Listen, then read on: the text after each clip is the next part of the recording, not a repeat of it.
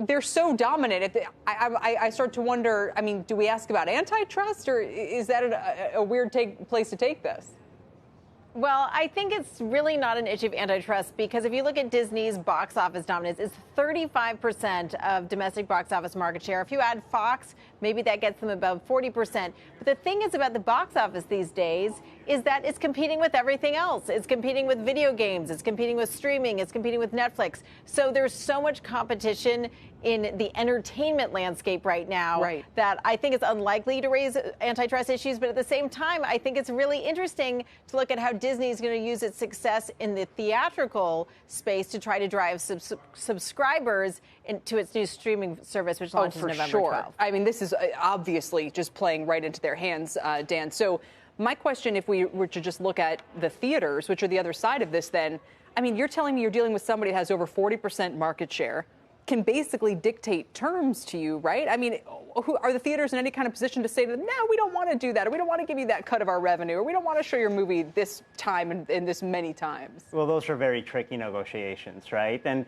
there's already been a little bit of friction in foreign markets. In Germany, around the release of Avengers for the last 2 years, there's been some movie theaters that have clearly said, hey, this isn't for us. But domestically here in the U.S., the top 3 movie theater circuits are all multinationals. So we're in a situation where the consolidation isn't just happening on the studio side, but also on the movie theater side. Companies like... It is interesting, and I'm sure you're going to mention AMC, but some of the others, but their share performance has not been great over the last couple of years. I mean, you might think, look, these are halcyon days for the box office. Well, but the theaters, it doesn't look that way. Yeah, and I think there's a lot of question marks as to what the market is responding to or waiting on. And I think a big part of that has been the market trying to figure out what the streaming strategy is going to be for a lot of these major studios, right?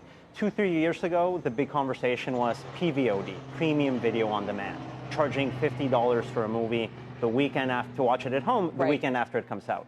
Now it looks like the evolution is SVOD, subscription video on demand, where all of these studios are scrambling to launch their own streaming platforms. And Julia, we should add, this was such a hot weekend on the East Coast. I wonder if that actually helped drive people into theaters who was like, I just need to get out of the heat. But regardless, Lion King was a hit. But like you said, I mean, air conditioning, Kelly. Yeah, the air conditioning is the key. But the real end game does appear to be streaming.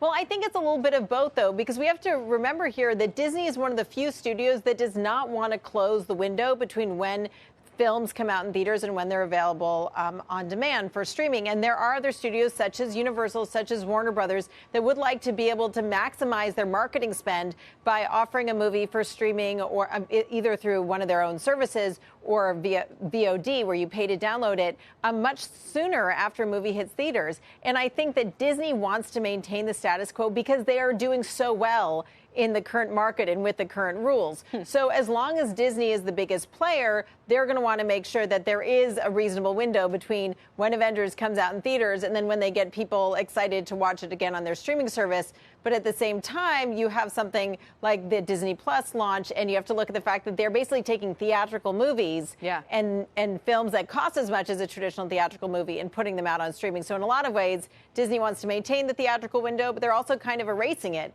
by bringing their films straight to streaming. But I take your point, at least from the theaters, it's like, all right, they're not Netflix. Guys, thanks.